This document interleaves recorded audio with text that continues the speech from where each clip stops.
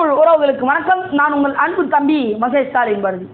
எதை கேட்டாலும் கலைஞர், எது கேட்டாலும் ஸ்டாலின், உங்களுடன் ஸ்டாலின், உங்கள் அம்மாவை காக்க ஸ்டாலின், உங்கள் அப்பாவை காக்க ஸ்டாலின் சொல்லிட்டு விதவிதமாக ஸ்டாலினை கொண்டு வந்து இறங்கிட்டு இருக்காங்க. இப்போ 10வதுக்கு அந்த ஸ்டாலின், இந்த ஸ்டாலின், ஆதிக்க ஸ்டாலின், இந்த ஸ்டாலின் சொல்லிட்டு இருக்காங்க.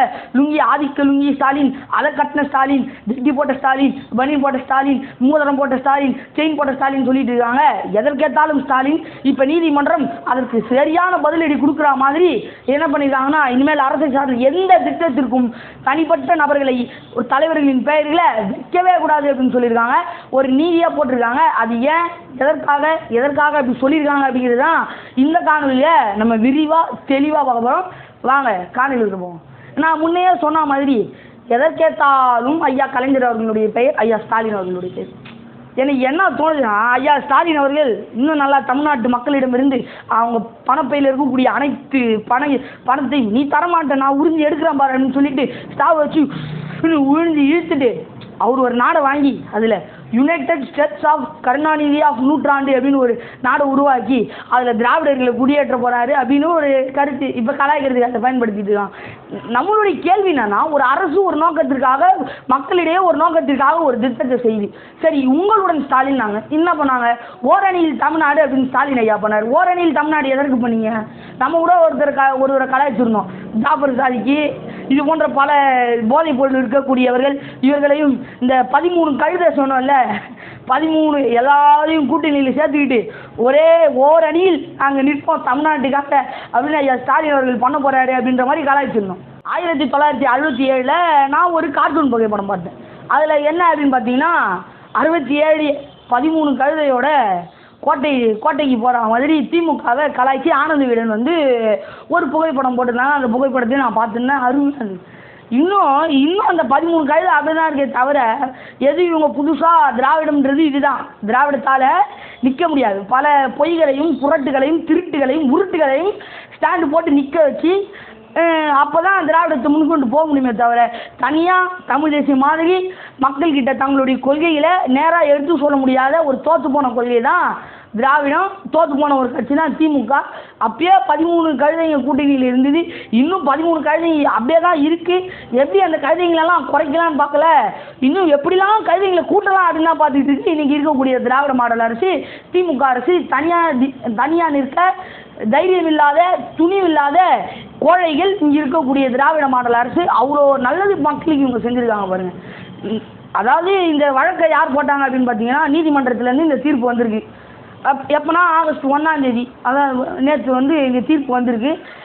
எதற்கு அப்படின்னு பார்த்தீங்கன்னா, அதிமுகவில் இருக்கக்கூடிய CV சண்முகம் ஐயா மக்கள் அவையில் உறுப்பினராக இருக்காங்க. அவங்க வந்து இந்த வழக்கை தொடர்ந்தாங்க. என்னங்க எந்த திட்டத்தை எடுத்தாலும் ஸ்டாலின் போடுறீங்க, இந்த வழக்கை போட்டாங்க. அது பெரிய அளவில் மாற்றத்தை உண்டாச்சு. திமுகவும் இது என்ன பண்ணுச்சுன்னா, ஆந்திராவில் வந்து ஜெகன் ஒரு திட்டம் போட்டாங்க. மத்திய அரசு வந்து அவங்களுடைய கொள்கைகளை நிரூபிக்கிறபடி நம்மோன்னு ஒரு திட்டம் கொண்டு வந்தாங்க. நாங்கள் அம்மா ஏன் அதிமுக ஆட்சியிலே அம்மான்ற திட்டம் எடுத்துகிட்டு வந்தாங்க, நாங்கள் ஸ்டாலின் கருணாநிதினு எடுத்துகிட்டு வரதுலன்னா உங்களுக்கு குறைச்சி அப்படின்னு கேள்வி எடுத்துருந்தாங்க. அவங்க ஒன்றும் அடுத்தவங்க காசு திருடி, எங்கள் காசையே திருடி எங்களுக்கே கொடுத்துட்டு அதில் கலைஞர் மகளிர் தொகைன்னு பேர் வைக்கல.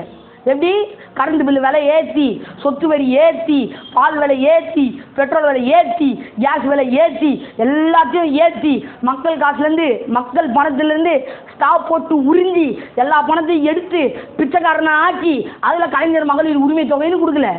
அவங்களும் வேறு வகையில் நல்ல திட்டங்களை செஞ்சாங்க. இப்போ நிறைய நல்ல திட்டம்லாம் செஞ்சுருக்காங்கன்னே வச்சுக்கிங்களேன், வேறு மாதிரினே வச்சுக்கிங்களேன்.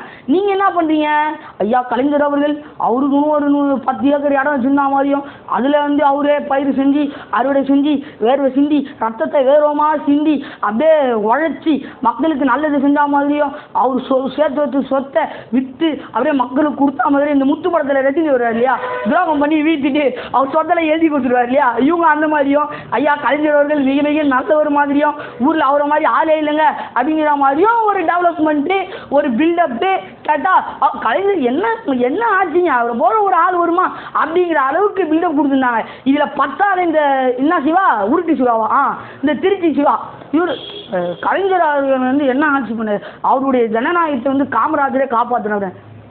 ஏன்பா பேச உங்களுக்கு மனசாட்சி இருக்கா இல்லையாப்பா? காமராஜருடைய ஆட்சி என்ன, அவருடைய காலம் என்ன, ராமசாமியில இது போன ராமசாமி அவரே சொன்னார். என்ன சொன்னார்? ராஜராஜ சோழன் அவங்கள தராத அந்த பொற்கால ஆட்சியே நம்ம காமராஜர் கொடுக்குறாரு அப்படின்னாரு. அந்த ராமசாமி மூலையில்லாத ராமசாமி கூட ஐயா இந்த ஆள் நல்லா ஆட்சி பண்ணுறாம்பா அப்படின்னு சொல்லிட்டு அந்த பட்டத்தை வழங்கியிருக்கிறாரு. யாரு? ராமசாமியை. இவரு என்னமோ ரொம்ப நல்ல ஒரு மாதிரியும். ஏண்டா தமிழில் திட்டம் போட்டு அழித்தவர் கருணாநிதி. எல்லா திட்டங்களையும் நீங்கள் எடுத்து பாருங்கள். 1977 காவிரி அணையை நமக்கு உரிமை தடுத்தது கருணாநிதி அவர்கள். இன்றைக்கி வரைக்கும் மக்கள் பேசிட்டு தான் இருக்காங்க. இதெல்லாம் செஞ்சுட்டு ஒரு நல்ல ஒரு மாதிரியும் தமிழ்நாட்டுக்கு அப்படியே பேர்கள் வாங்கி கொடுக்குற மாதிரியும் புகழ்களை கூச்சி கொடுத்துட்டா மாதிரியும் தமிழ்நாடு மக்களை காப்பாற்றுற மாதிரியும் அப்படியே பேர் போடுறது. கேட்டால் டாஸ்மாக் கொண்டு வந்துட்டீங்க அப்படின்னு கேட்டால் அதுக்கு முன்னாடி இருந்தவர்கள் பண்ணாங்க, அதில் தான் வருமானம் வருதுன்னு சொல்லிட்டு நாங்கள் இந்த மாதிரி ஆக்கணும். ஏன் அதுக்கு மாற்று வழியே இல்லையா தமிழ்நாட்டில்? அப்போதைக்கு மாற்று வழியே இல்லையா? நீங்கள் எப்படி ஆட்சிக்கு வந்தீங்க எங்களுக்கு தெரியாதா? இது போன்ற பல வகையான கதைகள் திமுகவுக்குள்ள இருக்குது. கேட்டால் கலைஞர் போல் ஒரு நல்லவர் வருவாரா உலகத்தில்? எதற்கேட்டாலும் கலைஞர் மகளிர் உரிமை தொகை. இவங்க பண்ணாதது என்ன தெரியுமா? கலைஞர் நூற்றாண்டு குடிப்பழம், கலைஞர் நூற்றாண்டு இடுகாடு, அது கூட இங்கே இப்போ பண்ணிட்டு இருக்காங்க அப்படின்னு பேச்சு மக்களிடையே போயிட்டு இருக்கு. கலைஞர் நூற்றாண்டு இடுகாடு அப்படின்னு. இன்னொன்று கலைஞர் நூற்றாண்டு கழிவறை. வேற எதுவுமே இவங்க உருப்படியாக பண்ணலை. அப்படி பண்ணாலும் ஒரு இதுவும் இல்லை. பொதுவாக நம்ம கேட்போம், மக்களுக்கு ஒரு நல்லது செஞ்சீங்கன்னா தமிழ்நாட்டில் எவ்வளோ தலைவர் தான் மக்களுக்கு நல்லது செஞ்சு ஊர்த்தியாகம் பண்ணி மக்களுக்காகவே வாழ்ந்து இறந்து போன பல தலைவர்கள் இருக்காங்க. ஐயா காமராஜர் இருக்கார், இன்னும் பலவிதமான தலைவர்கள் இருக்காங்க. இவங்களெல்லாம் விட்டுட்டு இவர் என்னமோ கலைஞர் என்னமோ தனக்காக ஒரு செருப்பு கூட சொந்தமாக வச்சில்லாதவருங்க அப்படின்ற மாதிரி காமராஜர் அளவுக்கு வில்லம் கொடுக்குறீங்களே. எதுக்கேற்கும் கலைஞர் மகளிர் உரிமை தொகை என்னமோ அவரே சம்பாரிச்சு கொண்டு வந்த மாதிரி, கலைஞர் நூற்றாண்டு நூலகம் என்னமோ அவரே எல்லா நூலையும் எழுதி அதில் அப்படியே வச்சிருக்கிற மாதிரியும் எல்லாத்துலேயும் கலைஞர் நூற்றாண்டு. அவர் நூற்றாண்டு தமிழ்நாடு மக்கள் கொண்டாடி என்ன சாதிக்க போகிறாங்க? தமிழ்நாடு பொருளாதார நீ வாழ்த்துட்டியா? இல்லை.